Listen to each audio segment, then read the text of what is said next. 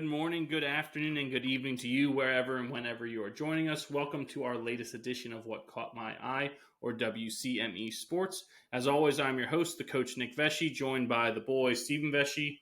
What up? And the man Stephen Komlo. Oh, you guys like psychology? Oh, thank you. If you're new to our show, we like to think of ourselves as the sports show for sports fans about sports. We like to focus on what happens in between the lines of competition, more so than the stories off the field that sometimes feel fabricated and forced. Now, before we get into our top catch for this past week, just a reminder to follow us on all of our socials at UCME_sports on Instagram, X, Facebook, TikTok, Threads, Twitch, and Snapchat. New episodes drop every Wednesday at noon on YouTube, Spotify, and iHeartRadio. And all of this information can be found on our website, WCMEsports.com. Now, without further ado, we get to our top catch of the week, and it is the men's and women's Final Four in the NCAA tournament. All right, if you missed it, last week we had some pretty good games. I know the talk before this was about how there weren't so many upsets, but as the boy pointed out last week, we got some big boy basketball, and that's kind of what we wound up getting. The quality of play was not diminished because you didn't have some Cinderella story there. It was excellent games all around. So just give a quick recap for the men's Final Four. Down by as many as 14 in the second half, Houston took their first lead since it was 6-5 with 19 seconds left to defeat Duke 70-67 and advance to their first championship game since 1984, which of course is Olajuwon and Clyde Drexler time. Houston ended the game on an 11-1 run in the final minute 14 seconds. The Cougars held the Blue Devils to, and this is the craziest one made field goal in the final 10.5 minutes of the second half. That's amazing. That's nuts. Did you listen to the halftime report with Chuck and Kenny and just how? No, we turned it off. You turned off the Nick and I turned that game off because we thought Houston looked awful. We couldn't talk enough shit about him, if I'm being honest with you. Sorry, Nick. But we couldn't talk enough crap about it. And we were watching like a couple of different shows. And I really think the only reason we turned that game back on was because all of the shows were on commercial. Because we thought Duke just had it locked up.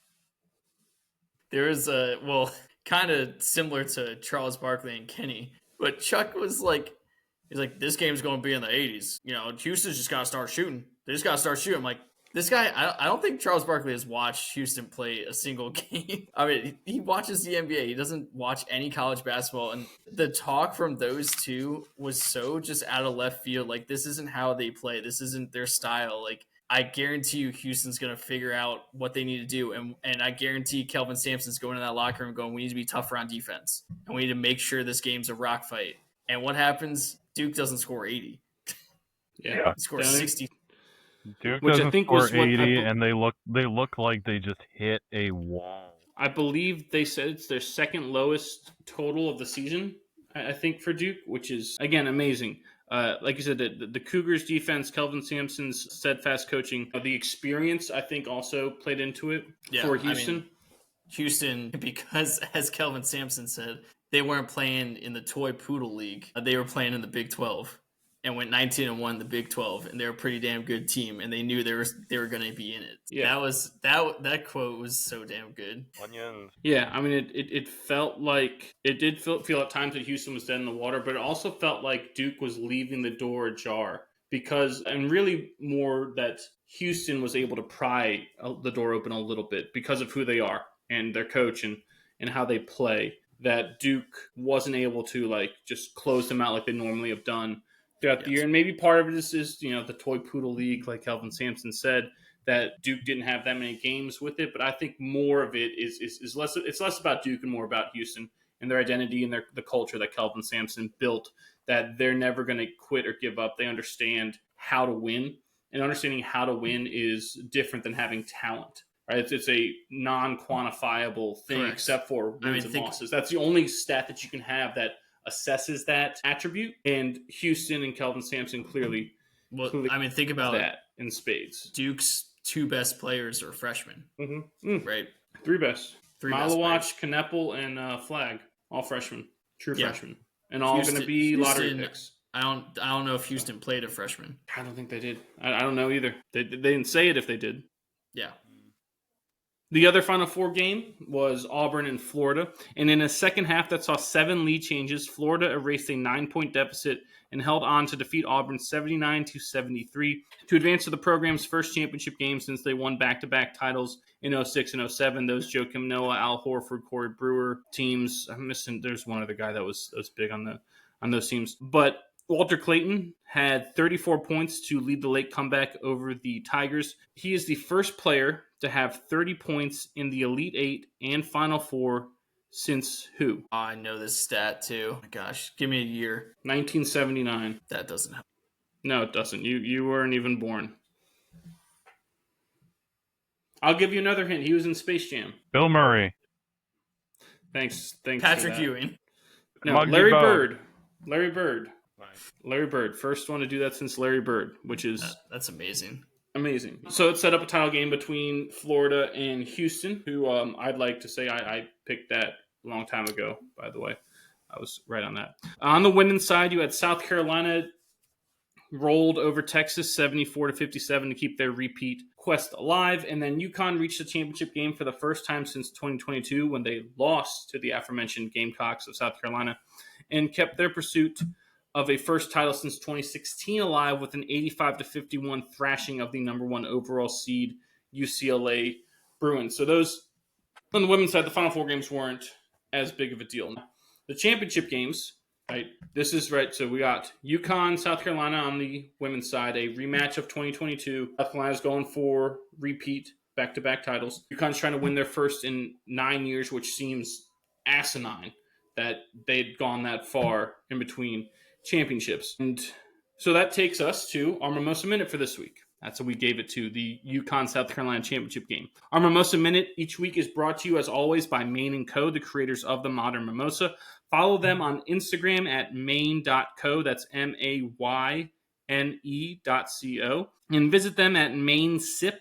That's MAYNESIP.com to order your modern mimosas today. Maine & Co., championing women's athletics since 2020. So in the title game, right, you had UConn roll them, pretty much.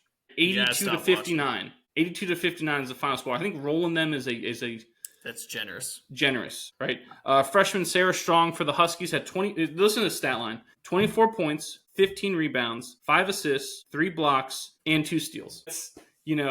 That's in the championship game. In the championship game, against one of the best coached, toughest teams in women's basketball. Yes, that as a freshman too. That's crazy. Azzy Fudd, who's just a easy Fudd, yeah, scoring machine.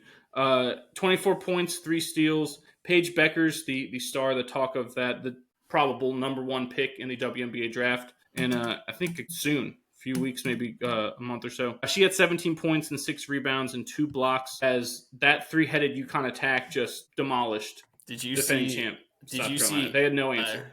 Azzy Fudd's mom, her shirt. It said "Fudd around and find out." Yes. Oh, we gotta get those shirts. We I know, gotta that's get those awesome. shirts. Dude, she was so good. Yeah, I mean, so just to kind of put some of this into perspective, right? We said UConn hadn't won a championship since 2016, right? It's crazy. Well, Fudd came in to, pair with Beckers to make this monster backcourt that was going to dominate college basketball. And then COVID happened and injuries happened. Basically, this is the first year that the two of them have been healthy together. I think coming into this year, they'd only played like 15, 16, 17 games together in their whole careers at UConn. Beckers missed like a year and a half or 2 years, right? Yep. So, Gino, I think, said that this really felt like for the first time in years that his team was fully loaded and together because they had a ton of other injuries as well. Right? And that this was the first time they had all of their weapons in place. And it showed in this game, right? In the Final Four, right? They demolished the number 1 overall seed by 30-some points. You almost take out, like you said, boy, one of the best coaches ever who, preaches this toughness that you're never going to blow us out, and you blow them out too, right? Those are dominant performances, a la the UConn men of last year. Yes.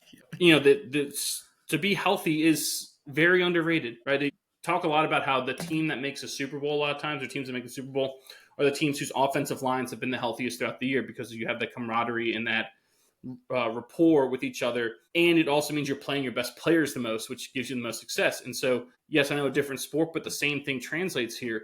UConn with these three studs at the helm. And it's a huge difference when you have all three as opposed to two or one, right? So it showed in this game, right? Becker's finally got her national title. She had really accomplished anything you could have accomplished in the college basketball world except for winning a national title. She got it in her final collegiate game, a la Rebecca Lobo. That is how her narrative went at UConn as well. The Huskies defense held the Gamecocks to 34.4% shooting. And it's UConn's record 12th national title in program history. No other coach has more than 8. So Gino has 12. So no other coach has more than 8. He is 12-1 in title games. The only loss he had was to these Gamecocks 3 years ago. Is it the Gino Wooden Summit? Is that like the order of Coach K's national titles? I think he has 5. Oh, I thought this was women's titles, but I guess you're right. Does Wooden have? I don't know how many Wooden has. I thought he had 10. I don't know why 10 sticks out to me. I thought there was a time they won like 4 or 5 straight. Something crazy. Yeah, I think so. 10 time, yeah. Okay. See, I still got it. Well, yeah, I mean, no other coach in college basketball at the Division I level has won more men's or women's titles than Gino Auriemma, right? I think that's a pretty incredible statistic. And not too bad for an immigrant kid coming over here knowing, nothing and having nothing. That's a pretty amazing road to get to arguably the greatest college basketball coach ever, men's or women's. He has championships. Got the most national championships. He has the most wins. Didn't he get that this year as well? Yeah, he's got over 1,200, right? I thought he passed like everyone this year, even Coach K. I'd have to look at that, but yeah, it's pretty amazing, right? He's doing things and arguably doesn't get enough talk about it. I know I said this coming into the tournament. It felt like UConn just hovering under the radar. No one's talking about them. Everything about USC and the other USC, South Carolina, and all these things. And here's UConn sitting there at a 2 seed. Just steamrolls everyone. You know what Auriemma's record is? It's stupid. He hasn't even lost 200 games. No, he's not even close to losing 200 games. It's so laughable. It's 1,250 wins to 165 losses. Jesus Christ. It's like almost a 90% winning percentage, isn't it? How the hell did he lose 165 times? That's the more astonishing part at that point. You're that dominant. I mean, it doesn't seem like he's, going to slow down anytime soon. I think he said he still wants to do this, which, I mean, it's amazing. The thing that he's built there, and again, I think we said this last week, a couple weeks ago, you could argue he created women's basketball, right? Yeah. I mean, he created all of this stuff that we have now, that we could think about and talk about. We could owe to him, because without putting this sport in the spotlight, him and Pat Summitt, the late Pat Summitt, without them, none of this happens. It really doesn't. And I think that's an underrated part of Gino's legacy. You look at the stats, and they don't lie. That shows incredible dominance and consistency to win across eras or with different players, different, in different ways. But the impact he's had on the women's game, and you could argue just basketball in general, because of how that's grown the sport, is immeasurable, in my opinion. Moving on to the men's championship. I don't know if you had anything else from the women's one that you saw. They're pretty, like I said, an amazing feat there for the Uckin Huskies. Moving on to the men's championship, like we said, we had Florida and Houston. They played on Monday night. Florida erased a 12-point second-half deficit and took their first lead since it was 8-6, with 46 seconds left to claim their third national title in program history after the back-to-back ones they had in 06 and 07. Todd Golden, the Gators coach, is the youngest coach to win a national championship since Jim Valvano in 1983, which is pretty wild. Walter Clayton was held scoreless until 14 minutes and 57 seconds left in the second half, but still managed to score 11 points in that second half, and deservingly so. Clayton was named the Final Four's most outstanding player. Yes. That game, a couple things for me. At times was great to watch, at times was hard to watch. One thing that, I don't know if I'd say irks me, but doesn't sit well with me, was that after Golden got that, or the Florida bench got that technical foul, the game was officiated differently. And correct. I don't like that. The reason for a technical foul is you're supposed to punish the team that is being unsportsmanlike or doing whatever it is. But it actually rewarded them, because at the time, I think the fouls were like 6-1 Florida. And I think by the end of the game, it was like 14-10 Houston. I believe Houston was called for 8 straight fouls after that. Yeah. And 4 of them within, I think, 10 seconds. Yes. And I had a feeling that would happen after that. I knew, yeah. And part of it is, I don't want to jump to the conclusion. I think this is wrong to jump to the conclusion that the officials are purposeful, like making purposeful, conscious decisions to do it. I actually think it's subconscious. Like I think this is one of the things that Coach K was a master at, was knowing when to do it and when to go off, maybe when to get that technical, how to do it in what fashion, knowing that it will play with the officials' heads. I think that's more of what it did, is it played with their heads and had them question what was happening, as opposed to them saying we have to even things up. I don't think that's what happened. Because of that, you watched Houston play a lot slower defensively and crashing the boards, trying not to foul. I mean, I'm literally watching them be slow because they're not running around like crazy like they usually do, and like just not being in the correct positions because of it. And now they're fouling because they're not in the right spots, because they're trying actually not to foul. Yes. Because now it's in their heads that they're going to get fouls. That bothered me so much because the first half I thought was so well played and well officiated. It was officiated perfect. Yes. Perfect. And then Florida, what happened, and this is like, I guess to Golden's credit, to his credit, maybe he knew this is how the officials would act, but he definitely told his team you got to be more physical, because his team, but like, if you're not a physical team the way Houston is, because no one is, you can't just flip a switch. Like, you don't practice that way, right? You can't just flip a switch at halftime and say we need to be more physical. And that's exactly what Florida tried to do, and that's why they were just throwing shoulders and grabbing and throwing guys around. We're rightfully whistled for those fouls. And we're rightfully called for those fouls. And they got 5 quick fouls early, and I'm like, those are egregious. They're obvious, and they're trying to do something that isn't within the rules of the game. Houston plays or within their character or their correct. It's out of character for them. And Houston, the way Houston plays, they're physical, but they're physical legally. And there's an art to that. Like you said, you have to practice that. It doesn't just happen. And right when that technical came, like you said, I knew Houston was going to get called for fouls, and then immediately 5 chippies. And it was like, okay, what are we doing? It was a 12-point game at that point. And that's literally what turned it around. I mean, that's the equivalent of like a manager in baseball getting ejected for arguing balls and strikes, and then after that, the umpire changing their strike zone because now they're questioning it. And again, I don't think it was purposeful. Like, I don't think the officials sat there and said, we were wrong, we need to make up for this, right? That's not the case. I think it got in their heads. Like, essentially the moment was maybe too big for them, or just human nature. Like, they started to question what was going on and what they were seeing. It's how does Florida have this many fouls? Why is their coach so mad? We have to even it out, like, type of thing. And that's the shit that bothers me, that the first half so perfectly officiated. Florida changed the way they were playing to start the second half, so they were called fouls, right? Houston didn't change anything, and then you started calling fouls on them, and then that's when it became you're officiating the game differently, and that's a problem. Yes. Like I said, it's like changing the strike zone after the 5th inning. It's call the obvious and keep it consistent, and no one has a problem. I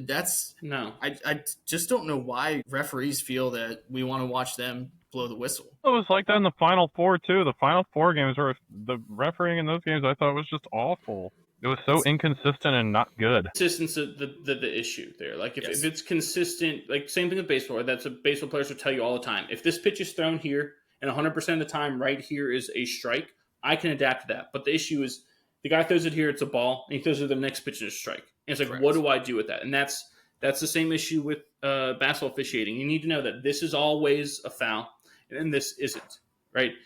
Now, again, that's the one thing that didn't sit well with me last night. Not that Florida didn't deserve to win. You know, I mean, they're a deserving champion. They played well. Florida ended up taking the game. The last 5 to 10 minutes of that game, they ended up taking it, and Houston kind of reverted back to the Houston of the last 5 years, where their offense gets stagnant. They're missing shots they should make. And they weren't taking good shots. But I will say credit to Florida's defense. Florida did turn up the defense. Walter Clayton Jr., as much as he was stifled on offense, his defense was phenomenal. Yeah, Thomas Houck's defense, phenomenal. They played great defense, and that's one of the things that helped turn the tide. But it didn't sit well with me that we rewarded them for getting a technical foul, and that helped. Two. I know, right? Who gets 2 technical fouls and wins? Yeah, in college basketball, right? The NBA different. They play longer, do more possessions, all that stuff, right? Different. And I think oftentimes, a lot of times in the NBA, you get the one shot, like 3-second defensive 3-second type of thing. Yeah. These were two shot technical fouls. I think Houston Prior, 2 of 4. Yeah, he was 2 of 4. They were one of two each time, so 2 of 4 in those. So they left 2 points on the board. But still, that was Actually, one thing that didn't sit well is that we rewarded. We rewarded them. I think Cryer made both of them on the second one. But yeah, we rewarded them for that behavior, and that's a slippery slope. Like I said, why do you think Hurley does it? Yeah, I mean, but that's the problem. Is why did they do it? Because it works. You're right. They do it because it works. But that shouldn't be the case. But again, that is the issue. Like there are very few Tony Bennetts in the world that succeed who had like 2 technical fouls their entire career. Right, very few guys like that succeed at this level. In more of the, that's why I think someone asked me, like, why are all basketball coaches like just screaming and crazy the whole time? And I don't get it because, I would think I'd want to be watching. It feels like you're using energy. It's not necessary as opposed to being watching stuff and breaking down like what their defense is doing. But it's like you said, boy, it's because if they're doing this stuff and they know how to do it the right way, it works. And again, it just did not sit well with me that we rewarded them for that. Yeah, they called a chippy on Clayton, on whoever was guarding Clayton, and right when he got, and at that point, I think there was like 10 plus minutes left in the game, or it might have been the 14 minutes, and they were already in the bonus. They were already in 1-1, and it was like, this is a joke. Like, we're gonna be shooting the rest of the way. Yeah. And right when they called that chippy, Clayton goes to the line for 1-1. I said, they're coming back. Because once Clayton sees the ball go in, like he's that good of a player, right? The great ones, they just need one to go in, right? Get to the free throw line, make your free throw, see it go in, and then you take off from there. Once he got to the line, I was like, yeah, this is gonna be dicey for Houston. Yeah, I will like to point out, I almost got on the men's and women's side 3 of the 4 Final Four, both national championship teams, and the national champion. If I had gotten Houston to pull that out, I would have gotten that on both men's and women's brackets, which that would have been cool. Not to brag. No, if you want to hear sure. Since you asked, I had to bring it up. You want to hear a bracket horror story? None of us, thankfully. Yours? No, it's not. I saw an article today there was a guy who had a perfect women's bracket, but he forgot to lock in a champion. No. That'll make you sick. You think? Yeah, golly. No, that's like, at that point, you just got to be better. What are we doing? You got to be better. But he still would have won whatever pool he's in. So you would think, yeah. Well, he had to have, unless someone else had a perfect bracket with the champion. I would DQ the bracket. Incomplete. Correct. That's the correct way. Part of the rules. Sorry. You sound like Kramer playing golf with Steve Gendison. He picks up his ball and cleans it. Stop right there. Without rules, there's chaos. Yeah. I'd be in bed every night by 9 o'clock. I want to tell you what happened if I wasn't. Yeah. Anything else? Like I said, I know we talked about the officiating a lot because that did stand out to it was that noticeable. It stood out to 2 people who were not even in the same room, not even texting or talking to each other the whole time. We noticed the same thing. But again, we don't want to take anything away from Florida. Totally deserving national champion. I know I said this earlier when we did our picks. Like, I flip-flop back and forth between Florida and Houston because I thought this was how that game would turn out. Because one of the things like we talked about the other week, it was last week, Florida can win in a multitude of ways. So they can play defensively and win this game. They can play offensively and beat the likes of, the Alabamas of the world. So that's why, to me, this was so hard, is that, Houston's going to execute and be the toughest team on the court every time, but Florida has the ways to win. So who's going to win the battle, the yin and yang? So we got a great title game. That was a really good game. Also, Florida did this 3 times in the tournament. Yes. They were down 3 to UConn late, came back and won it. They were down 9 to Texas Tech, where Texas Tech missed the... Wasn't it more to Texas Tech? Might have been. I don't know. But Texas Tech missed in the front ends of those 1-and-1s and basically blew that. Florida took it from them. Houston, again, same thing, pretty much. Houston got to make some shots. And the Auburn game. They did it 4 times. Yep. Like I said, UConn, Texas Tech, Auburn, Florida, they all came back late in the second half to beat those teams. You have to win 5 games? Or 6 games? You have to win 6 games? So 4 out of 6, they did that? Yeah. That's incredible. That's almost. I mean, I'm not gonna say it's like what UVA did because those comebacks were like stupid at the end of the games, but it's very similar. Yes, it is. Improbable. Very improbable. It fits that description perfectly. But their stars came out, like their best players came in clutch time, and especially Walter unfortunately Clayton. For Houston down the stretch, they did not. Yeah, and that's the difference in the 2-point victory, right? Really I mean, you make one shot. Like I know Roberts missed a few chippies that he is very capable of making look terrible, but that's also Walter Clayton's defense. He was all over Sharp. Yeah, and you saw that in the final play. Yes, incredible play. Also, why is he not able to dribble it? I don't know. They said it right when it happened. He can't possess it, but he could have tapped the ball, and dribbled it. I would at least tried it and made the ref call something. I know. That was my thought too. But I was watching. I was like, because clearly he thought he wasn't allowed to. Right? It wasn't that he gave up. I don't think the kid gave up. No. He got caught in a position. He purposely did not go after the ball. But why couldn't he dribble? Am I not allowed to catch the ball, jump up in the air, and put it down before and then dribble it? I think so. Or tap it to someone.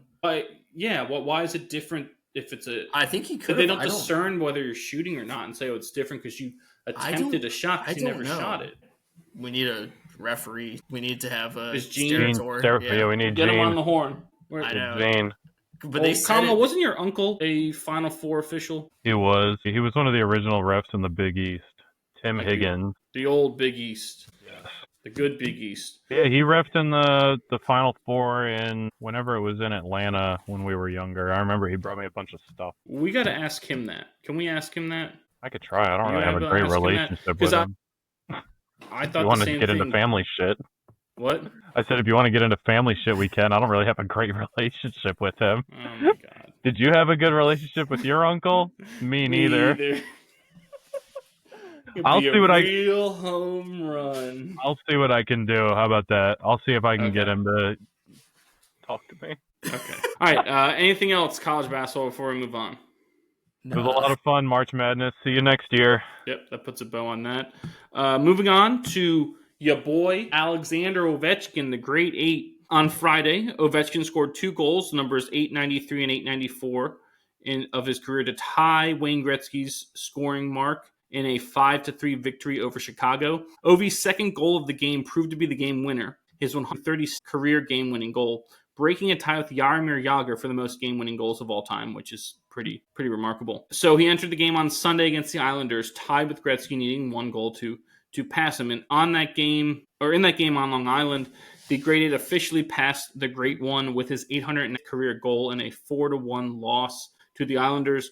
But who cares at that point, right? He got the goal. His record-setting goal, his 42nd of the season, also came in career game 1,487, which is the same number of games that Gretzky played in his career. So literally, they played up to this point.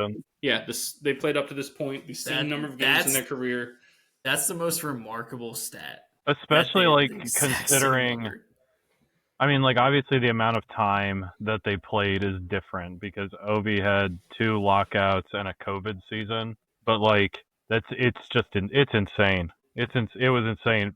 I will say, I hate bridge tunnel traffic. I got home and got in the door, Nick, as the ceremony was starting. I missed the goal, which is fine. I would have been. I was an emotional wreck. Traffic and the record. You say you were on an emotional roller coaster? I was. I was in a glass case of emotion that whole car ride. But yeah, that was something incredible. I think I've seen a lot of stories and stuff come out since then. Ole the goalie Kolzig, I guess he was talking. He put out a tweet that said something to the effect of this shows you guys what kind of player Ovi is. He said, Ovi, I texted him congrats, and he texted me back and said, you're part of history. And I just kind of laughed it off and said, whatever, man. You scored on me once, whatever. And he said, no, you assisted 5 of my goals. and Ole's point was, who the hell would remember that? You have any idea how long ago it was that those 2 played on the same team? 20 years ago. Yeah, it's insane. So, but I mean, it's wonderful, it's great, and That's my captain. That's my captain. He's turning down. My captain. He's turning down on your desk.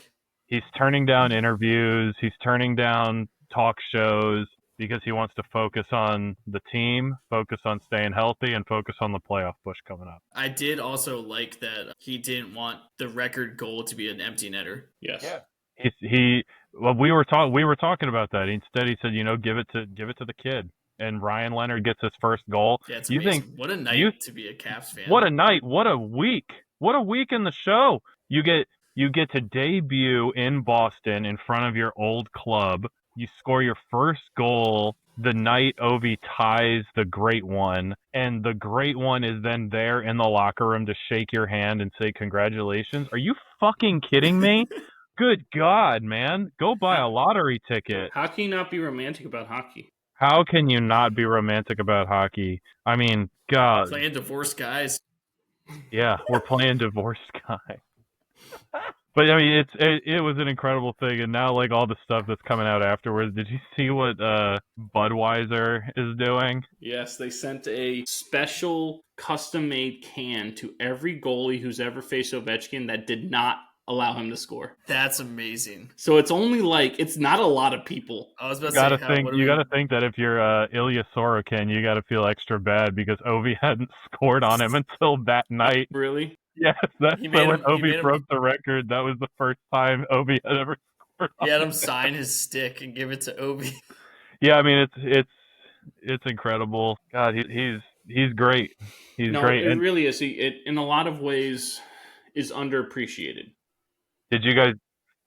For what he's accomplished, because you also have to think too, he's turned around an entire franchise. The Capitals before him weren't good. They went to the Stanley Cup that one time against the Red Wings in the late 90s and got shellacked. I want to say swept mercilessly. And before that, they really weren't much, right? He came in at a time when they were still wearing those sweet-ass Screaming Eagles jerseys, but all well knowing that this isn't how we're going to do things. Like, they made that switch real quick after he joined. He created this identity of Rock the Red, and all these things that went with the Capitals that we now associate with them are because of him. Again, the Capitals had no history. It's a little different for Crosby. I know that's who he gets compared to all the time. The Penguins had history. The Penguins have been good, right? Those Lemieux, Yager teams. Tom Barrasso, there's a name for you. I've got Hall of Famer Tom Barrasso. They had stuff. They had success. They were a name. They were a rabid fan base, right? The Capitals didn't have that.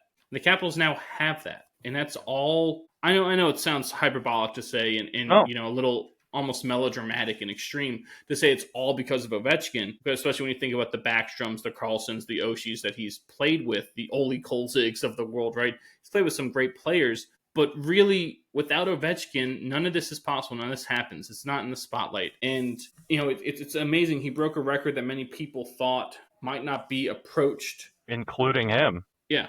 Including Ovi. Years ago, he gave an interview and said Gretzky's record is impossible to get.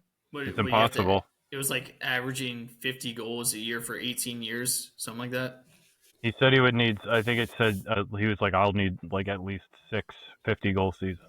But I mean, and Nick, I'm gonna one up you in terms of like melodrama and like hyperbole. The Caps wouldn't be set up the way that they wouldn't have the cup that they have now. They wouldn't have the notoriety that they have now, and they wouldn't be set up for the future like they are right now. Kevin, my brother, and I, we went through it, and after Ovi's speech during the ceremony, like one of the first people he shouted out were the trainers and equipment staff that had been there all 20 years with him. And he shouted them out, which I think is just a total class act move. But Kevin and I went through it, and we started looking through their depth chart and their farm system. They're set up. They're set up to be good for a while, and I really don't think any of it is possible. I mean, really, the only one that was like dumb enough to ask to leave and get out of there was Philip Forsberg, and we all know how I feel about that douche. But I mean, they're in a great spot, and things are just They've been getting better since he got there. President's Cup, Stanley Cup, playoff appearances, wins. I mean, the coaching caliber, everything about it. I mean, the bar has continued to be raised year after year after year. Yeah, think about how special None of it's possible without Ovi. Think about how special he is too, with like turning DC into a hockey town, and then sustaining success in that market of quite frankly, DC is a transplant market, right? Yeah, and People a lot come of in times, from other parts of Yes. the country to come into DC, right? We've seen the Nats win the World Series in 2019, had to sell their entire team, right? and You're even like fan base wise too, transplant, like it's right. people come That's in. what's It's great. yes, I thought that's what you meant. It's sometimes called a transient population. Transient. Like That's transient. No, there you guys. Plant meaning they come from. They're not born and raised there. Transient meaning they come in and out all the time based off of it, right? As some other markets may be more, secure in that fan base, knowing these are the same people. And I mean, I think with the Green Bay Packers, your parents right. grew up rooting for the Packers and all stayed there, right? You have that built in, which you don't. And then, like you said, that's a very valid point, Boy, of what he's been able to do, especially in that market. And to take, you're right, it's a hockey town, right? I mean, people in DC, for the most part, are looking more forward to Caps games and the Caps than they are any other team. And it Especially used to not be the Washington. Especially the Zards are freaking horrendous. Our basketball expert, the great Doug Howard, was at a game and was like, he was like, I was yelling at them to bench all these guys who they were so bad, like put someone else in. But I was like, maybe that they're doing it on purpose to get Cooper Flag, right? But this was a market, the DC market, that was dominated by football for a long time. They didn't have baseball. The Senators had left however many years ago. They had no baseball team. Basketball didn't get there until the Baltimore Bullets moved to Washington, right? Yes, there was 1 year where Rick Barry played for the team that became the Virginia Squires. They were called the Washington Caps, by the way. That was their name. They played 1 year and then left to go play, essentially Barnstorm across Virginia. But yeah, they didn't have, their main thing was football. And then the next closest thing that's been mainstay was the Capitals. But again, the Capitals weren't good, really. Right? They weren't notable. Oh yeah, I remember going to Ovechkin's his sophomore year, right? His second year after he won Rookie of the Year, and there was no one in the stands. And I'm like, we get to go see Ovechkin up close and personal. Like I got the Ovechkin plaque from that, like his Rookie of the Year plaque that they were handing out, and like, yeah, there's no one there, and this is great. Like, and then all of a sudden they rock the red and change it. But yeah, they to sustain that success and make it a hockey town is incredible. Russian Machine, the Russian Machine Never Breaks fan blog that like documents the Caps, put a document together of everyone who had an assist on an Ovechkin goal, and like going through it, like obviously like just waves of nostalgia, but it also gives you like an inkling to players that were there a while ago that like I think we like people forget about or talk a lot of shit about, but it like people forget like how good they were. Like Mike Green has the fourth most assists on Ovechkin goals. They won because they got rid of him. 70 assists on Ovechkin goals. He's Alexander Semin, who hasn't been there in forever, 45. Victor Kozlov, who I don't think I saw after like he left while we were in high school, 21. I remember Victor Kozlov playing for them. I remember Victor Kozlov. But, like, it's crazy to just scroll through this list and see, like, all these people who had... Donald Brashear, I'm sure, is on there. Steve Eminger.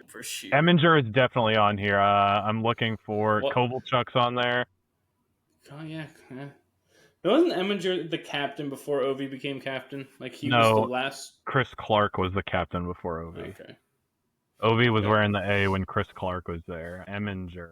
Steve Eminger has 8 assists on Ovi goals. Some Brooks-like action in there, I'm sure. Brooks Troy Brouwer. Brouwer's up there. Brouwer was awesome. But I think one of the things that I thought was really, really cool, and like they didn't come out and say that this is what they were doing, but they put together a montage of people congratulating him, and I'm sure you guys would pick up on the theme immediately like I did. So it was Tom Brady, LeBron James, Simone Biles, Michael Phelps. It was all these people who are considered the GOATs in their own sports. American athletes.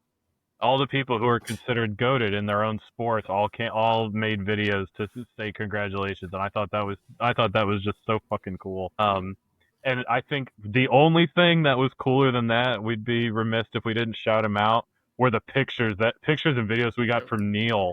And how quality were those? They Those were were right insane. there, Yes. right there on the glass on the penalty box, and you saw all the guys. You saw DSP, you saw Backy, you saw Oshie, Holtby was there. I mean, that was so incredible.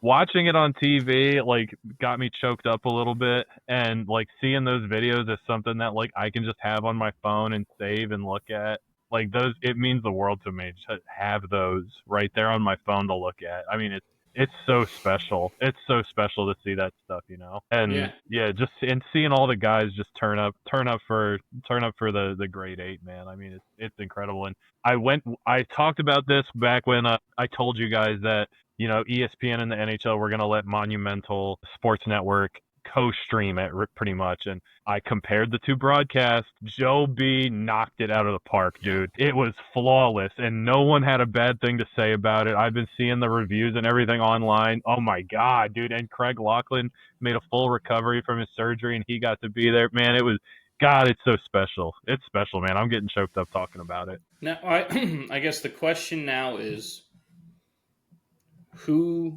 don't say who do you take, because that takes away ranking, because that's a little different. But who is ranked higher in terms of their career legacy and as better in the annals of the top players ever, Ovechkin or Crosby? Who is ranked higher? Don't make me say it. Yeah, it does. It's a team sport. You go with the results for the team. You go with Crosby. I think Crosby I think he's a more well-rounded hockey player, and yes, his but at the end championship wins are. He has important. He has 2 more championships than Ovechkin. That's a thing. That's more championships. It is, but it's also not like a Tom Brady number, right? His 3 is the same as. But Patrick Kane, right, and Taves and Kopitar. Don't those guys all have 3? Right. The Kings, did they win 3? Yeah. But there's the something to say, 3, right? Crosby's one of the best, well-rounded players. Ovechkin's the greatest goal scorer of all time, right? But they're 2 different things. It's hard to. It is, but Ovechkin has the chance to retire with so many of these records, and he's got his Stanley Cup, and he's got his MVP, and he's got his Rookie of the Year. So he has a chance to retire as the all-time goal scoring leader. We just said game-winning goals leader, which that is a really underrated statistic, because that means you are providing the winning strike, the tally for your team, right? It's like what you say, boy, your batting average with runners in scoring position should be looked at more. To me, that's that same type of stat, game-winning goals, right? He's got that. He might finish with the most hits ever, right, to show his well-roundedness. I get it. He hasn't been a good defender, right, but he made an effort to be better at that. But when you look at some of those things, to me, it makes it a legitimate conversation piece. The fact that he's going to go in the Hall of Fame with records and Crosby's players. Not. I know, right? It's like Jordan and LeBron, like how different styles they are. Right, we got to compare and contrast everybody. Crosby he was McDavid before McDavid, right? Crosby was the OG. Crosby had carried the hopes and dreams of an entire country on his back, right? When he has gold medals, those gold medals matter. He's the perfect poster child.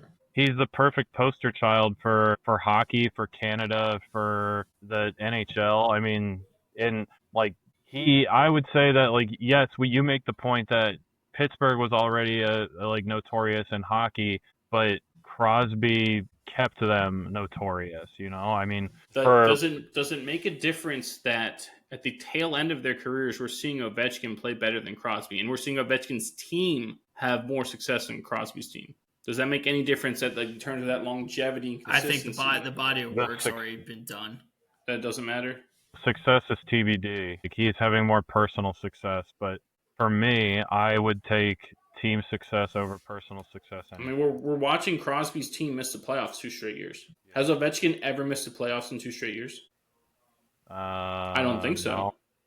Right? I mean, again, just to be devil's advocate, I think hockey experts are going to say that Crosby is the better player for all those reasons you brought up. It's the hardest trophy. It's the hardest trophy to win, and it's the most coveted trophy. And Crosby's done it 3 times in very quick succession. The argument is, I think, never been closer between the two. I don't think the argument was ever far apart. No, it wasn't. I think it was at one time. It was at one time.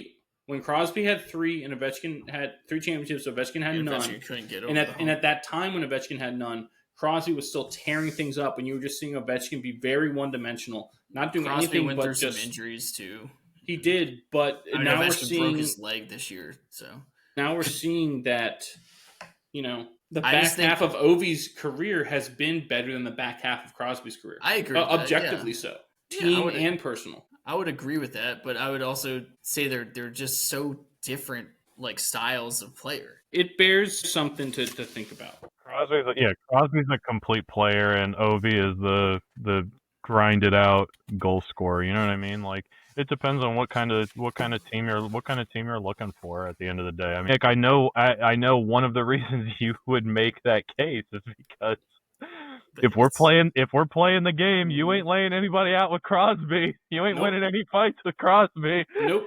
That's your Achilles heel, my friend. I see right through you. Give me John Tortorella and let him just build a team for me. I don't care who it is. So dirty. Yep.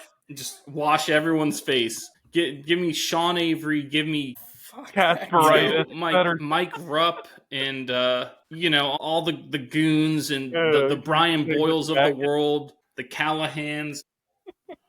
Give the Dustin Bufflins. Give me the edge. You should make a full team, Nick. He's done it.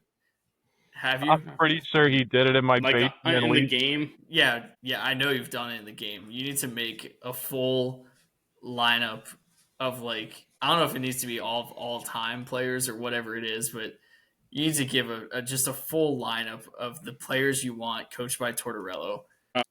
It would be awesome. We should make it. I should get NHL. What are they on? NHL 24, 25? 25. Maybe I should download that one and it is shit. It's a barnyard. Make the team or something. Play it on Twitch. BCME_sports. I haven't started, but yeah. All right, moving on.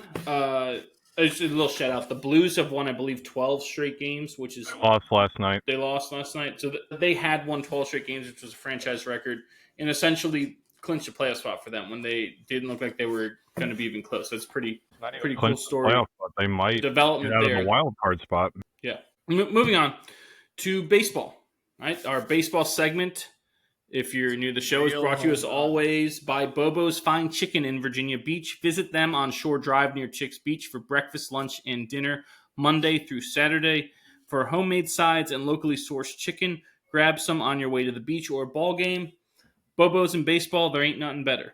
So a couple of interesting nuggets here from the Diamond. Aaron Judge became the first MLB player ever to have 6 home runs and 17 RBIs through his team's first 7 games after he hit a home run in the Yankees' 9-4 win in Pittsburgh on Friday. The Yankees hit 2 more homers on Saturday to set the MLB record for most home runs through a team's first 8 games of a season with 25. Tanner Scott became the first player since 2003, just the 5th player since pitch counts started being tracked in 1988, to record a 3-pitch save while facing 3 batters in the Dodgers' 3-1 win over the Phillies on Saturday. After the Dodgers scored 3 runs in the top of the 7th on, I believe this was Sunday, the Phillies responded by scoring 2 in the bottom of that frame to beat the Dodgers 8-7 Sunday at Citizens Bank Park. That allowed them to take 2 out of 3 from the defending champions. I said last week that was a series to watch for. That was one of my things to watch for, was that Dodgers-Phillies series. I think them taking those 2 games, defeating the Dodgers in a series, shows that, the Phillies, if you didn't think they were for real, which you should have, right?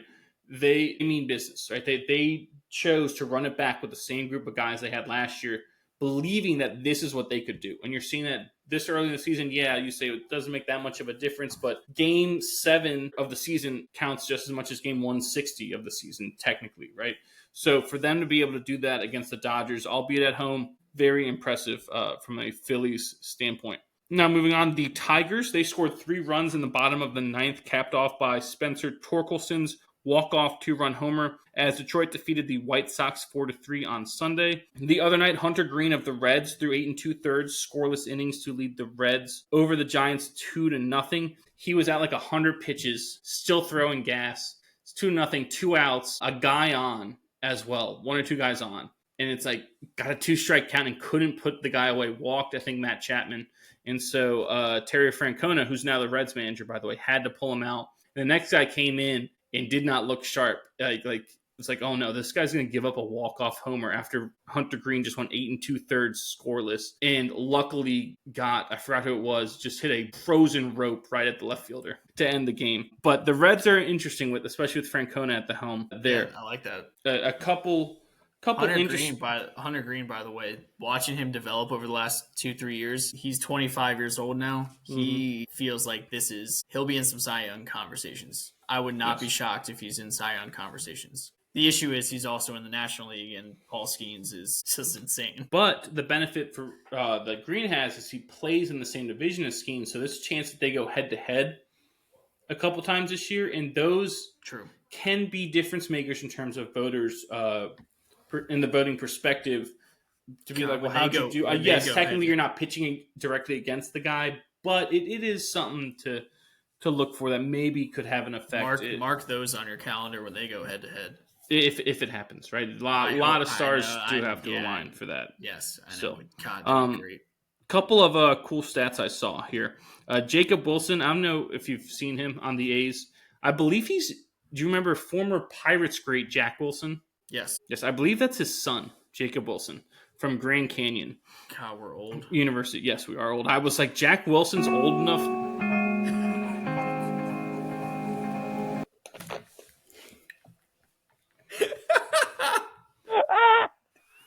How can you not be romantic about baseball? I'm going to take my ball and leave. We watched that this weekend. I know. We watched Moneyball? It was on TV. Oh my God. Were you... I hate that movie. I'll be honest with you. I am not a fan of that movie. Well, in the world... It's a well-done movie, but I hate the fact that it's just so... It don't include the guys that actually got him to the playoffs. That's my biggest issue. Well, in the words of former head scout, fuck you, Billy.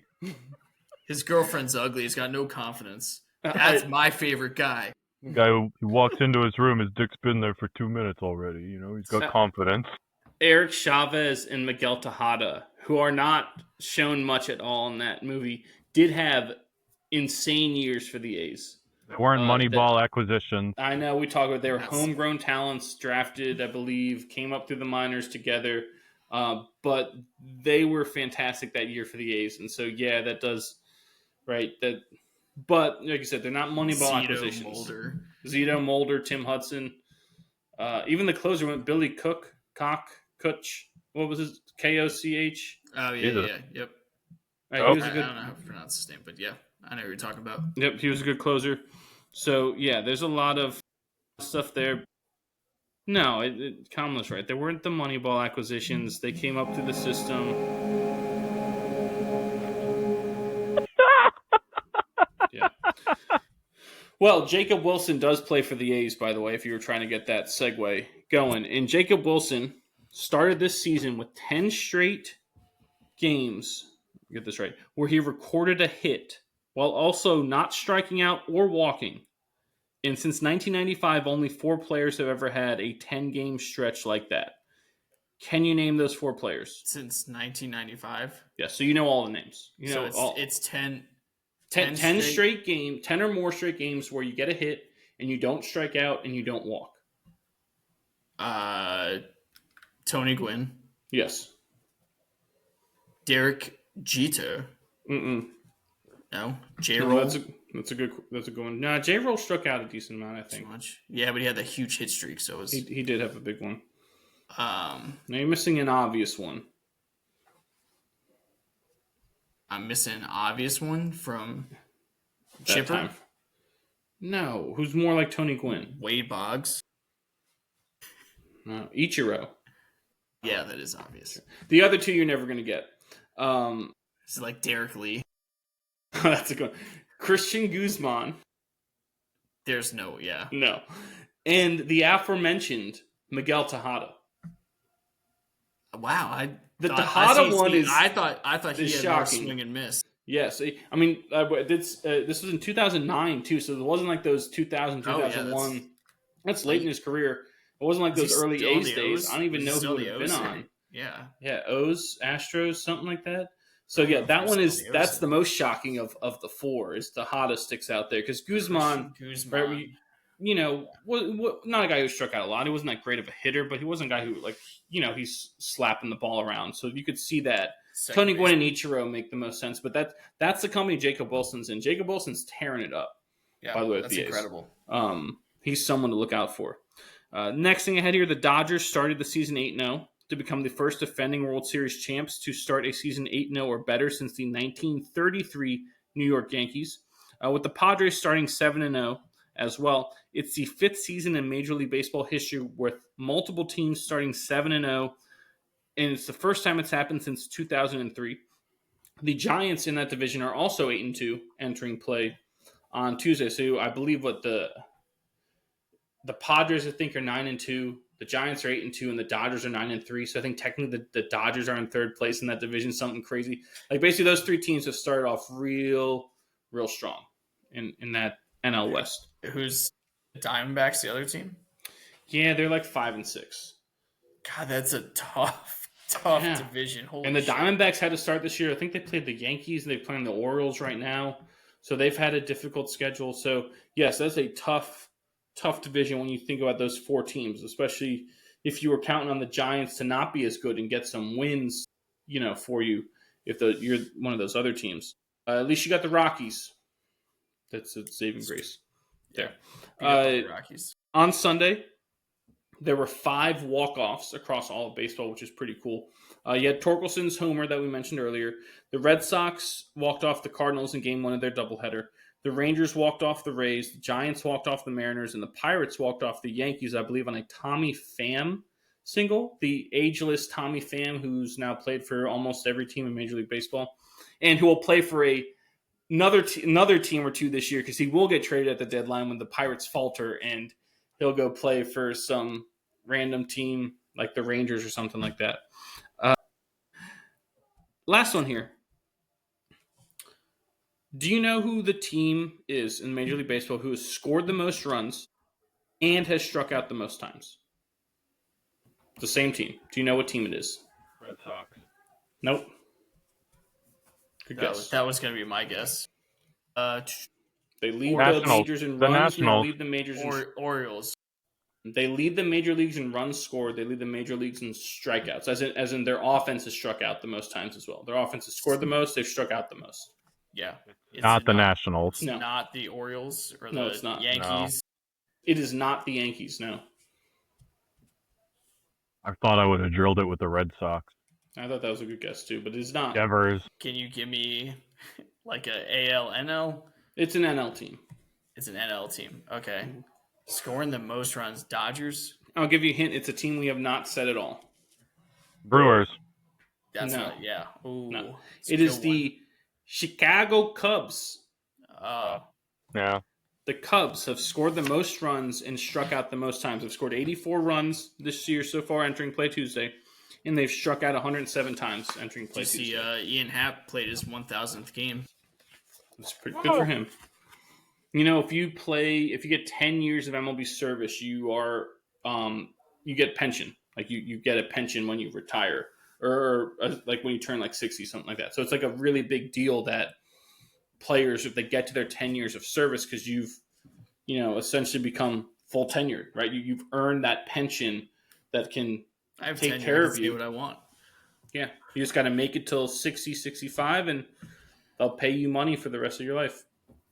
Pretty cool there. So he's well on his way to getting to that if he celebrate with a shot of Malort's. Yep.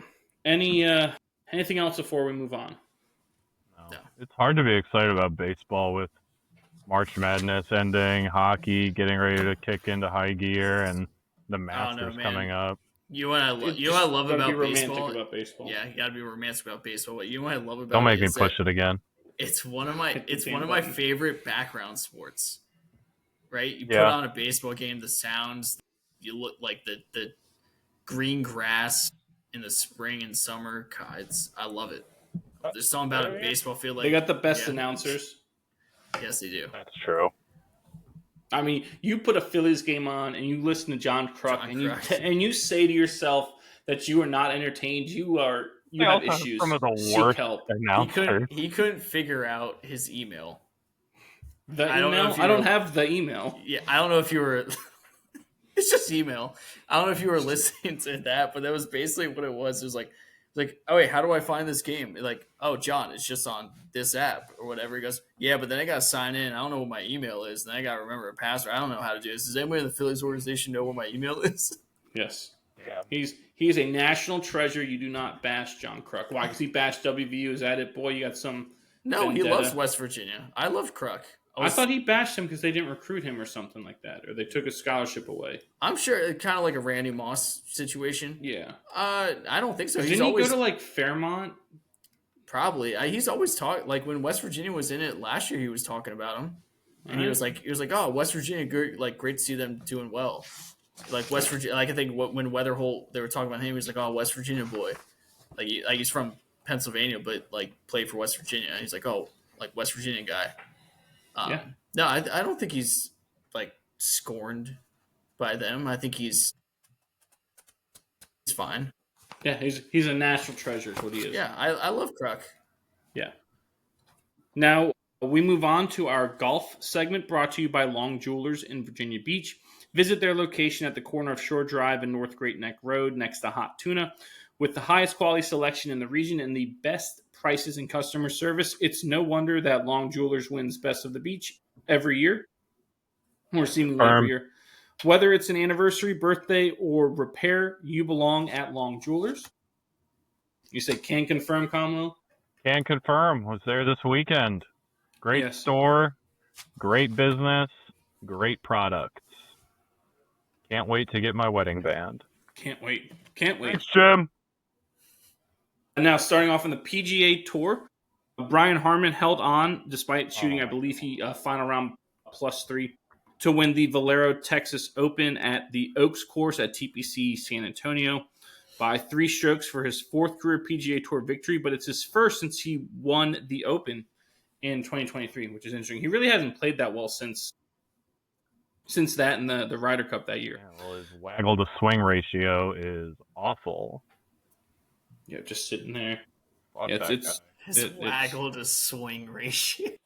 To keep track. That would be a drinking game. It's so game. bad.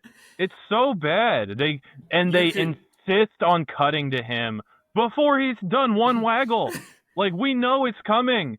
We know what's going to happen. Can we go somewhere else and just cut to him right in his backswing? What if he quick swings him? He will never quick swing. Yeah, quick pitches him. Take this, Nance.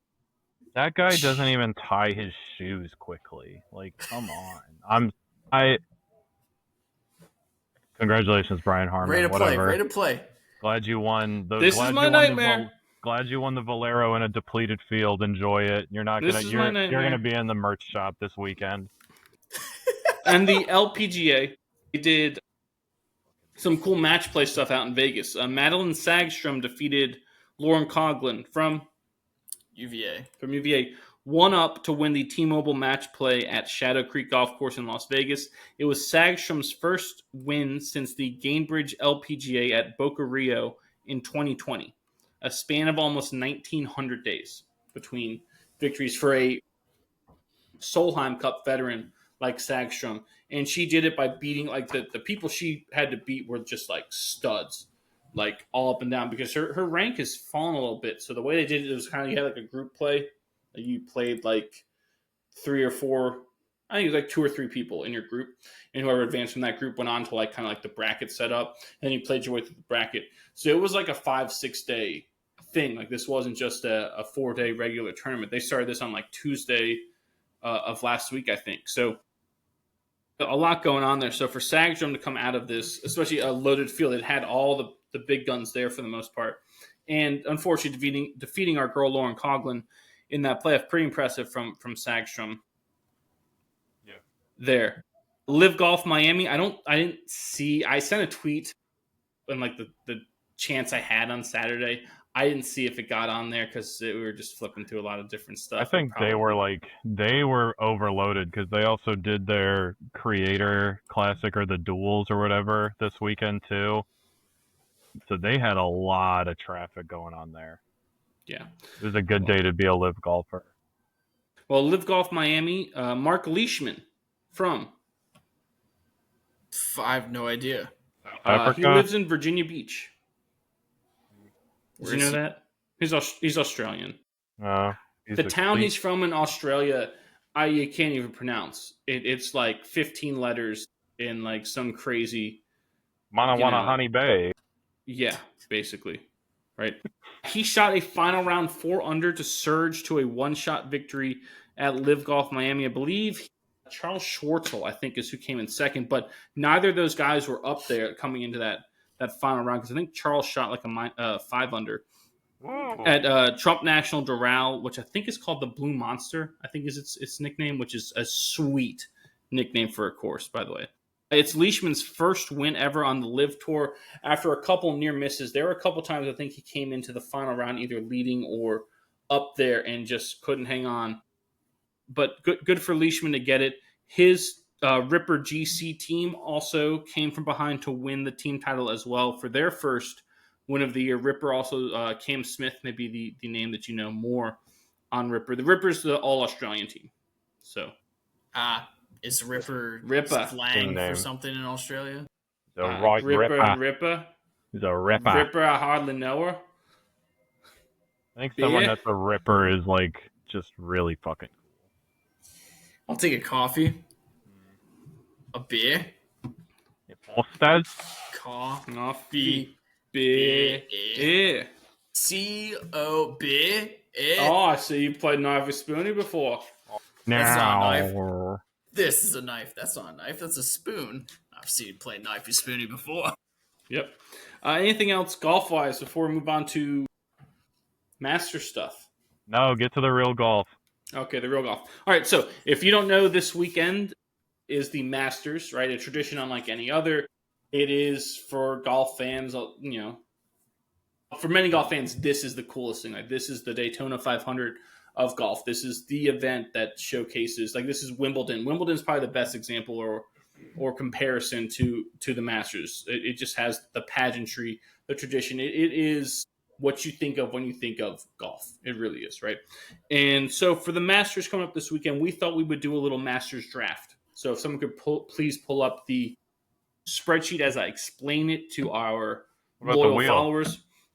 And So by the way, I don't know if Komlo knows this, but our parents were invited to go to the Masters. Yes. And guess what? They can't. Because they're in Scotland and Ireland. Yeah. All right, so the way we decided to do our Masters draft is there are the golfers in the field. I believe 95 golfers are split into 6 tiers, and the tiers are based off of their odds. Now, these are not live odds. I think these are from last week at some point. Yes, they are very different now. Yes, but anywho, they're different, but they're still fairly the same, right? And so basically what we will do is we will randomly spin to see who goes first. We'll do a little snake draft here. Each of us has to pick at least one golfer from all 6 tiers, right? You cannot pick more than one golfer from the same tier, so you can't sit there and take Scotty, Rory, and Xander, the top 3 that are right there in terms of odds. You only get one. At the end of the day, what we'll do is we will look at the scores of all 6 of our golfers, right? And when the final round is over at Augusta, we will look at the combined score to par. Augusta National. Oh, thank you. Augusta National. We will look at the final score to par, and we'll take our top 4 scores, add them up, and that'll be who wins. Remember, low score wins. So, you know, if you're sitting there, plus 56, yeah. No. Sorry, it doesn't work that way. Can someone bring up that spreadsheet again, please? Oh, no, I'm bringing up the wheel. He's got the wheel. The wheel in the sky keeps on turning. Spin it twice. Whoever gets picked first is first pick. And then, or you know what, should we give that person the choice of where they want to go? Nah, just spin the damn wheel. All right, here we go. The wheel's spinning. I don't know. Come on. Let's go. Rigged. Let's rigged. go. Scam. Let's Scam. go. I'm picking first. Oh, All right. Brother be brother. Can I volunteer for last pick? I mean, he might want last pick. I want last pick. You're going to not get it. Tits. All right, Stevie, you're picking last. All right, spreadsheet time. That's a scam. All right. I get it. So we're going snake draft, right? We're going snake draft. Again, you can only take one player from each tier. Once that player's picked, the player's done. So like we can't all pick Scotty. I'm gonna highlight. I'll highlight him. Yeah. Yes. Give me for my first overall pick. Give me Justin Thomas. Interesting. I like it. Okay. I'm Nick? next. I'm gonna take DeChambeau. Good pick. All right. Well, I'm definitely gonna go. Wait. I'm blue, Komlo. You already Oh yeah. Sorry. messed it up. All right. Well, I'm going Scotty then. He doesn't Hand know. injury and all. There you go. I'm going on the way back. Is that hard to read? I'm going. Yeah. I'm going. Yeah, knew that was coming. I like giving me the chance to like root for the people I actually want to root for too. I was gonna pick Terrell as well, so that throws a little wrench in my plans there for year 2. He's gonna take forever. This is what he does. I know. Boy, give me Fairway Jesus, Tommy Fleetwood. Whoa. I like Tommy Fleetwood. Great value pick there. All right, so for my second pick, you know what? I'm just gonna stick with I'll go Shane Lowry. Shane Lowry, that's a great pick. And then Oh, do it. You won't. Do it. You won't. You won't. I'm not. I already know what you guys are saying. I'm not picking him. At least right here. Will I pick him later? Ooh, draft strat. I am gonna go with where was he? I saw him a minute ago. Give me Sahith Thagala. Good pick there. Okay. Nick, it's on you. I kind of like what you did there because I really don't like any of the players in tier 3. If I'm being honest, I don't either. I think those are all trap picks. Yes, I don't like those. So I do understand your pick there. I know who you want. No, I want Billy Horschel. Oh, that's such a good pick. I thought I was going to be able to wait on him. Fuck. That dude oozes Augusta National swag. So. He also has the ability to either go low or he's just going to shoot 80-80. That dude he has that southern swag to him, man. I love Billy Horschel. All right, Stevie, you get 2. So I'm taking the trap, and just to piss you off, Min-Woo Lee. Oh, Min-Woo. The Aussie. Oh, Min-Woo. Good day. Pleasure to meet ya.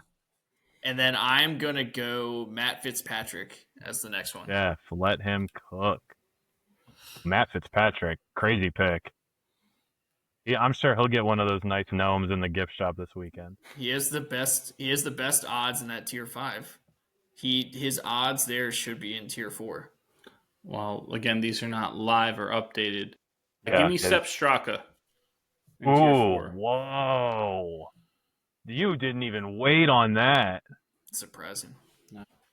I think he hits it far enough and strikes. He's a good ball striker that he can play to the length of Augusta National. Okay, so that makes it my pick. I'm gonna go. Wait, is it your pick or? Yes, it is. Yes. Okay. Komlo gets 2 picks. I'm gonna go Corey Connors. Give me Corey Connors, and on the way back, I'm gonna go with Captain America. I'm gonna grab Ryder Cup captain Keegan Bradley. I think that guy's on a mission to prove to the world that, he deserves the title of captain. At a minimum, he's making the cut. At a minimum, he's making the cut this weekend. All right. Makes it Nick's pick. So I really want to take Denny McCarthy from, I'm guessing UVA. UVA. I also believe he's from Bethesda or Silver Spring, Maryland. So he's a local guy as well. But I'm going to go with Patrick Reed. Just a hunch. I don't know why.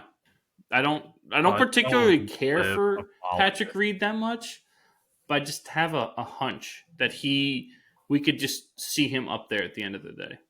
He plays really well at Augusta National. Stevie, final 2 picks. Give me the 2 Camerons, Cameron Young and Cameron Davis. Yeah. Cameron Young, Cameron Davis. Isn't Cam Young, isn't he the one who has the MLB sponsorship? I think so. There were picks below Nikolai Højgaard, by the way, boy. And if you needed him to show you some of those. That's all right. This is a sleeper pick right here. Tom Hoagie. This guy shows up in big spots. Watch Tom Hoagie to do something this weekend. All right, next final pick. The gift shop. Yeah. Final pick. Pretender, contenders, gift shop attendees. I'll take Russell Henley. I had a feeling you were going to go Russell Henley. I don't know why, but that name, I was like, this is a Nick pick. This consistent player has a chance to do some Zach Johnson-like things. Who's, Zach Johnson, another former champion. For my final pick and to round out the Masters snake draft, I am going to go with, this is tough, because I really don't like any pick here. But you said we're only taking 4 of our top 5? Or 4 of our 6? Yeah. Okay, I'm going to go Akshay. I like it. I'm a big Akshay fan. Terrible pick. No, see, I like Akshay. I think he has a chance to win one of these tournaments in the future, one of these Masters, because lefty who's got that lanky whip to him, who can drive the ball far, reminiscent of a Bubba Watson and a Phil. He has the waist size of a 14-year-old. But lefties, and fairly recently, last quarter century, have done pretty well at the Masters. When you consider Mike Weir won one, Phil won several, Bubba's won a couple. Right? And again, out of 25 years, these guys make up almost a third of all the wins, right? And not that many players are lefties. So I think he's got the length, too, that can allow him one day. I think might be a little too green for the moment at this time, but I don't think that's a bad pick at all. Without lingering too much on the Masters, because I don't want to draw anything away from Nathan's episode and what he's got going on there talking about the Masters, if you guys could go back and double up in any category, who would you have grabbed in addition? Brooks. Yeah, God, Brooks. Really? Brooks have been one. I would have liked to get Tyrrell. Yeah, I would have liked Tommy. I think I would have grabbed either Ludwig or Zalatoris. But I'm also very, very excited we've talked about him in weeks prior. I'm really excited to see what Wako does this weekend, because it seems like the spotlight is extra on him this year because of how he's performed on the LIV circuit. Yeah, I'm not sure Augusta National, the Masters, is like I think I said this earlier. I think he's going to win a major this year. I think I said the PGA or the U.S. Open, I believe, are the 2 I said he will win. I just don't think the Masters is the type of course for him.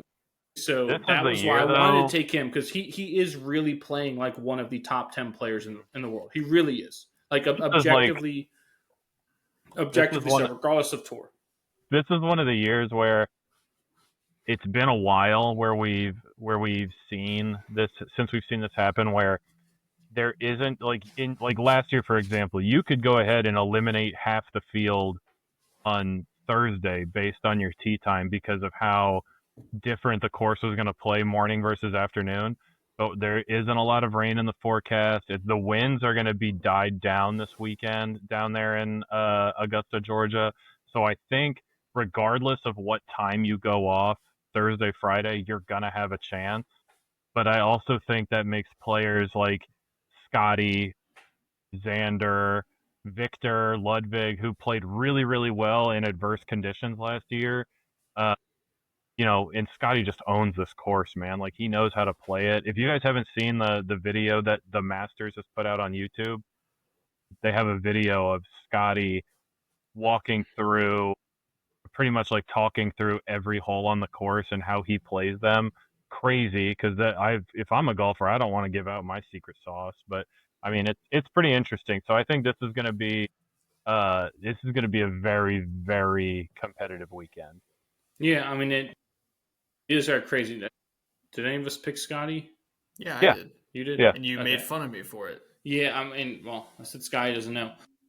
Any other time, I feel like you're right. He knows this course so well. He's mastered it, if you will.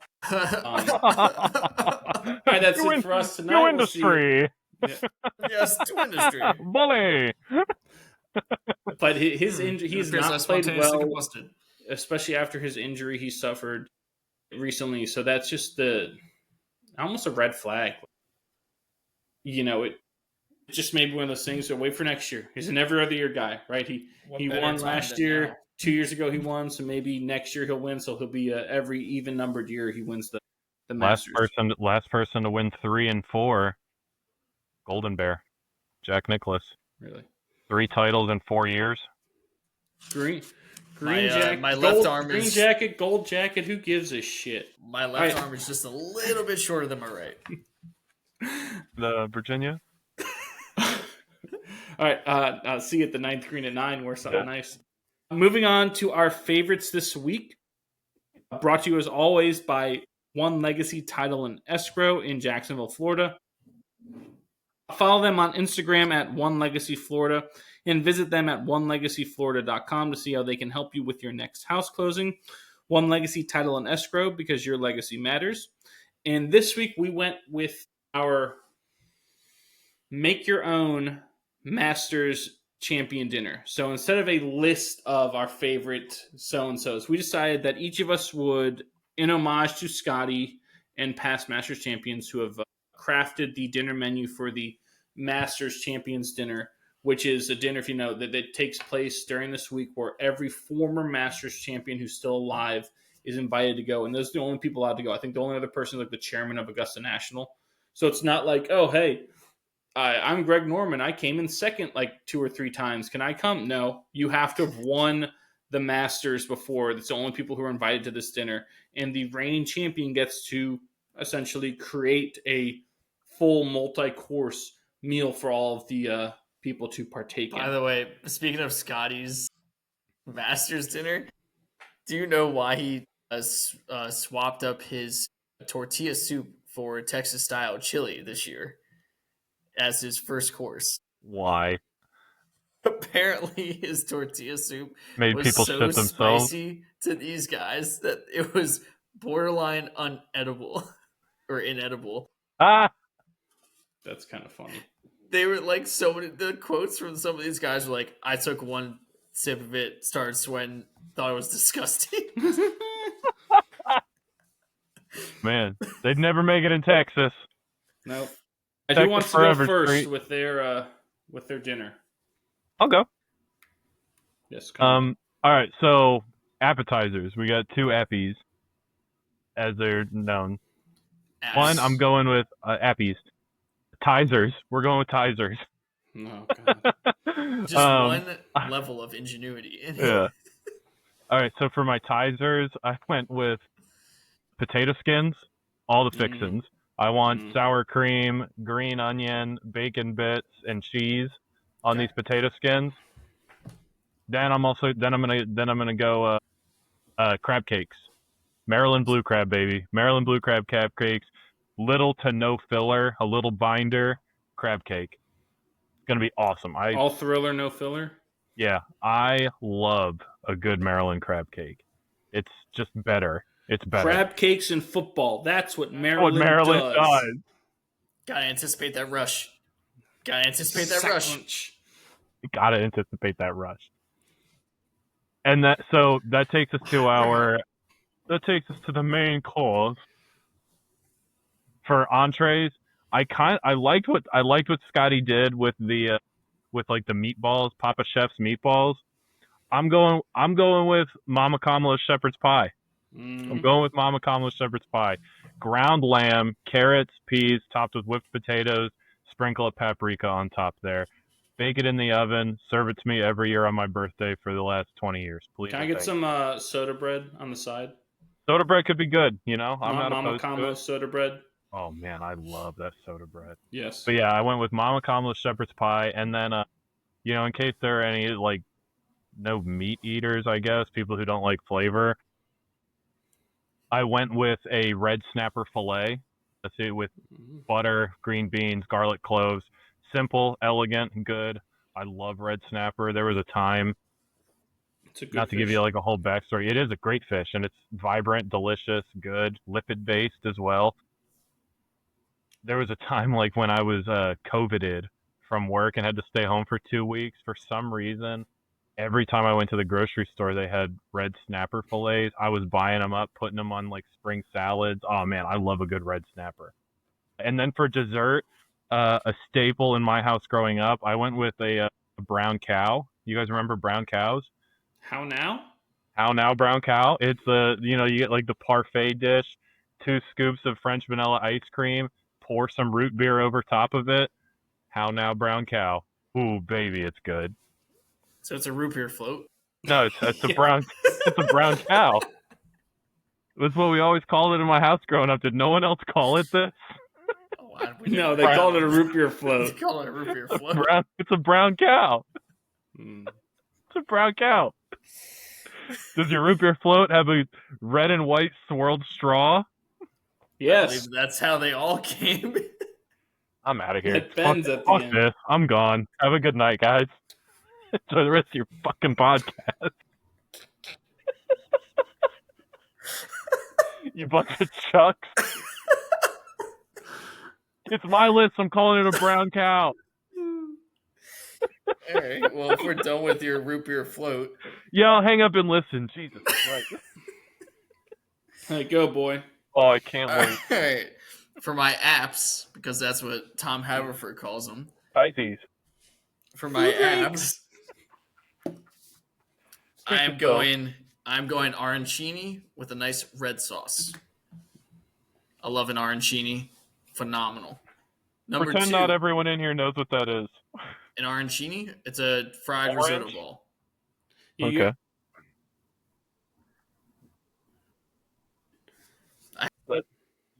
I pretty much just went with what I had for my wedding as the hors d'oeuvres. Fried risotto ball is the best way to. It's a fried risotto ball, and then you usually with like a marinara sauce.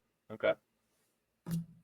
Then I also went with fried green tomatoes with pimento cheese. That's a good one. They'll have it on hand at it. They'll have it on hand at the Masters. So exactly. And then my last apps is what Komlo had with the crab cakes. I want them with a remoulade. So there you go. Solid. Love crab cake with a remoulade. First course, langostino fra diavolo. That is, I don't know if you know that. Yeah.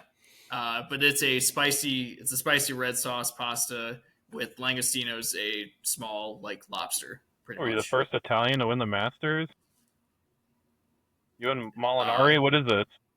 Molinari never won. Have you ever had Fra Diavolo? It's phenomenal. Okay. And then main course, I'm going with a chimichurri steak frites. Ooh. Fuck you and your palm frites.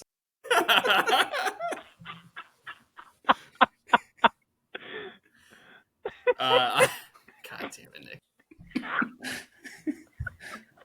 Good one, Nick. Law-abiding citizen. Is that what that's from? Yeah. Fuck your palm frites. Law-abiding citizen. Jamie Foxx. Gerard and Jamie. Yep. I'm giving a cordial of limoncello. And then for dessert, affogato. Which is... You're so big on affogato right now. Nick, have you ever heard of affogato? I don't forget a lot of things, so no.